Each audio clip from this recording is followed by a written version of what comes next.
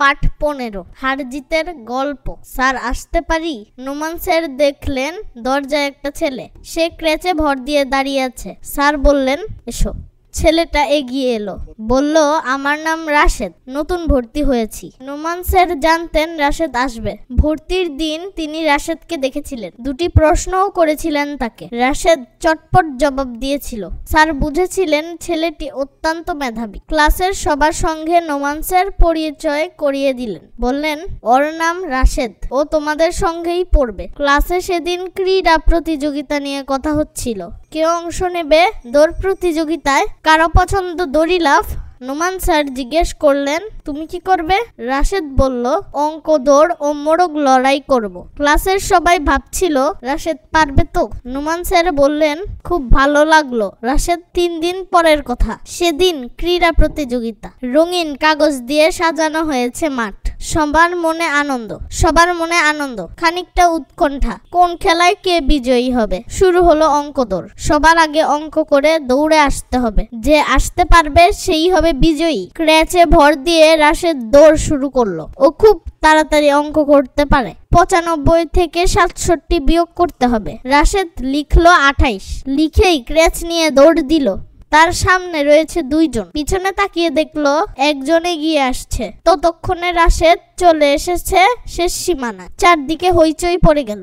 রাশেদ জিতেছে। এবার মোড়ক লড়াইয়ের পালা। রাশেদ ক্রেচ দুটো রেখে দিল এক পাশে, 2 হাত পিছনে রেখে প্রস্তুতি নিল সে। বাঁশিতে ফু দিতেই এগিয়ে গেল সামনে। মোড়ক লড়াইয়ে অংশ নিচ্ছে 8 জন। শুরুতে রাশেদ কোনো আক্রমণ করলো না, আঘাত থেকে নিজেকে রক্ষা করলো।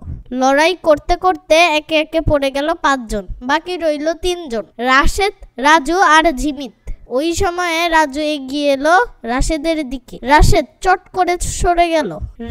রাজু পড়ে গেল ঘাসের ওপর। খেলার উত্তেজনায় সবাই হইচই করতে লাগলো। বাকি রইল জিমিত আর রাশেদ। রাশেদ ভাবলো ঠান্ডা মাথায় খেলতে হবে। জিমিত এগিয়ে এসেছে, লাফিয়ে লাফিয়ে রাশেদও এগিয়ে যাচ্ছে। মুখোমুখি হতেই কাঁধ দিয়ে জোরে আঘাত করলো জিমিত। রাশেদ সরে গেল। খেলা জমে উঠেছে। মাইকে খেলার ধারা বর্ণনা করছেন নোমান স্যার। জিমিত আবারও আক্রমণ করলো। রাশেদ কাঁধ দিয়ে আক্রমণ প্রতিহত করলো, কিন্তু কাঁপতে কাঁপতে প্রায় পড়েই যাচ্ছিল। মনোবল দৃঢ় করে সোজা হয়ে দাঁড়ালো সে। হঠাৎ দেখলো তীব্র বেগে এগিয়ে আসছে জিমিত। আক্রমণের ভঙ্গিতে রাশেদও এগিয়ে গেল। কাঁধ দিয়ে হালকা আঘাত করে পথ ছেড়ে দিল। ভারসাম্য রাখতে না পেরে হুড়মুড় করে পড়ে গেল জিমিত। বন্ধুরা সব চিৎকার করে উঠল, রাশেদ, রাশেদ। বিকালে হেড স্যার বিজয়ীদের গলায় মেডেল পরিয়ে দিলেন। পুরস্কার হিসেবে হাতে তুলে দিলেন বই। তিনি বললেন, হারজিত বড় কথা নয়, খেলায় অংশগ্রহণই মূল বিষয়। শব্দ শিখি। ক্রীড়া, খেলা, চটপট, তাড়াতাড়ি, উৎকণ্ঠা, উদ্বেগ, তীব্র বেগে, দ্রুত গতিতে, দৃঢ়, শক্ত, আক্রমণ, আঘাত, জয়ের জন্য এগিয়ে যাওয়া। শব্দগুলো পাঠ থেকে খুঁজে বের করি ও অর্থ বলি। ক্রীড়া, চটপট, উৎকণ্ঠা, তীব্র বেগে, দৃঢ়। ছবি দেখি এবং খেলার নাম বলি। এটা হাডুডু খেলা। শব্দ নিয়ে খালি জায়গায় বসাই। চটপট, মেধাবী, হইচই, মাঠ, প্রতিযোগিতা। স্যার বুঝলেন ছেলেটা অত্যন্ত মেধাবী। সেদিন ক্লাসে ক্রীড়া প্রতিযোগিতা নিয়ে কথা হচ্ছিল। রঙিন কাগজ দিয়ে মাঠ সাজানো হয়েছে। খেলার উত্তেজনায় সবাই হইচই করতে লাগলো। বুঝে নেই, চটপট, খুব তাড়াতাড়ি কিছু করা। হুড়মুড়, অনেক জিনিস একত্রে পড়ে যাবার শব্দ।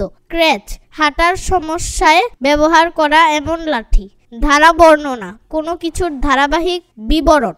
মেডেল, বিজয়ীদের দেওয়া হয় এমন পদক। বাক্য লিখি। তীব্র বেগে, রাশেদ তীব্র বেগে এগিয়ে আসছে। মেধাবী, ছেলেটি অত্যন্ত মেধাবী।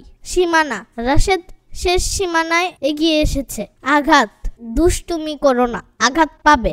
মেডেল, স্যার বিজয়ীদের গলায় মেডেল পরিয়ে দিলেন। উত্তর বলি ও লিখি। নোমান স্যার কিভাবে বুঝলেন রাশেদ মেধাবী? তিনি ভর্তির দিন রাশেদকে দেখেছিলেন, 2টি প্রশ্নও করেছিলেন তাকে। রাশেদ চটপট জবাব দিয়েছিল, তাই বুঝলেন স্যার রাশেদ মেধাবী। অঙ্ক দৌড় খেলার নিয়ম কি? অঙ্ক দৌড় হলো এক প্রান্তে কাগজের মধ্যে একটি অঙ্ক থাকবে। প্রত্যেক প্রতিযোগী অঙ্ক করে যে দ্রুত সবার আগে ফিরে আসবে সেই হবে বিজয়ী।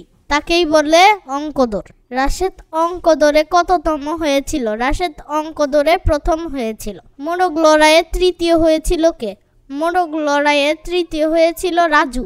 খেলা শেষে হেড স্যার কি বললেন? খেলা শেষে বিকেল বেলায় হেড স্যার বিজয়ীদের গলায় মেডেল পরিয়ে দিলেন, হাতে তুলে দিলেন বই। তিনি বললেন, হার জিত বড় কথা নয়, খেলায় অংশগ্রহণ করাই মূল বিষয়। সঠিক উত্তরটি বাছাই করি ও বলি।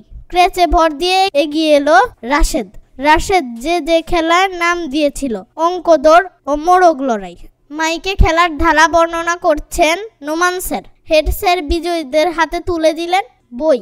মোরগ লড়াইয়ে অংশ নিয়েছিল 8 জন। ক্রমবাচক সংখ্যা বলি ও লিখি। প্রথম, দ্বিতীয়, তৃতীয়, চতুর্থ, পঞ্চম, ষষ্ঠ, সপ্তম, অষ্টম, নবম, দশম।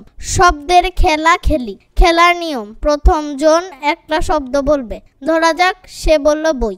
দ্বিতীয় জন বই শব্দটি বলবে এবং শব্দের শেষ বর্ণ দিয়ে আরেকটি শব্দ বলবে, সে বলবে বই ইট। তৃতীয় জন আগের দুটি শব্দ বলবে এবং দ্বিতীয় শব্দের শেষ বর্ণ দিয়ে আরেকটি শব্দ বলবে, সে বলবে বই ইট টাকা। এভাবে চতুর্থ জন মোট 4টি শব্দ বলবে। এভাবে খেলা চলতে থাকবে। কেউ ধারাবাহিকভাবে বলতে না পারলে খেলা থেকে বাদ পড়বে। এভাবে একজন একজন করে বাদ পড়ার পরে শেষ জন বিজয়ী হবে।